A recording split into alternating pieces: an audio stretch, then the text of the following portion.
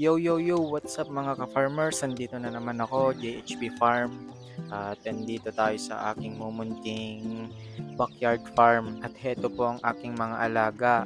May manok, may bibe, may itik, at saka may dalawang pabo. Baguhan lamang po ako sa farm o sa pag-aalaga ng mga manok at saka bibe. At pa-advise nga po, paki-comment nga po yung dapat kong gawin, dapat kong iwasan para hindi ako mamatayan ng aking mga alaga.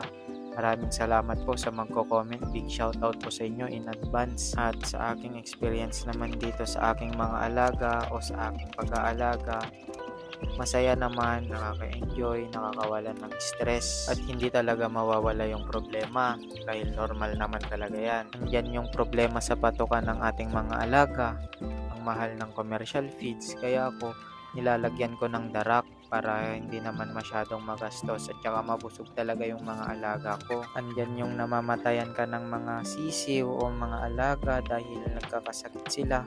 Hindi talaga maiwasan sa pagpa-farm yan. At kahit ano pang gawin mo, kung talagang mahina talaga yung mga immune system nila, kahit magpainom ka pa ng napakaraming vitamins, napakaraming gamot, lalo na sa mga manok, napakahina talaga ng mga resistensya nila, lalo na pag sisiw. Hindi katulad sa mga bibe o pato, talagang malalakas sila o matitibay na talaga.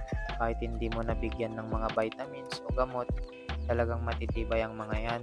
Kaya sa pagpa-farm o sa pag-aalaga ng mga bibe, manok, enjoyin mo lang at talagang sipagan mo lang talaga yan para hindi ka malugi, para pagdating ng araw maparami mo sila at maibenta mo yung mga iba at doon ka kikita. At hanggang dito na lamang po at sana po nagustuhan nyo ang aking ginawang video at sana guys supportahan nyo ang aking channel JHB Farm.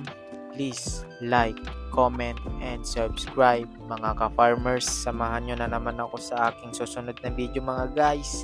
Salamat sa panonood. Bye-bye!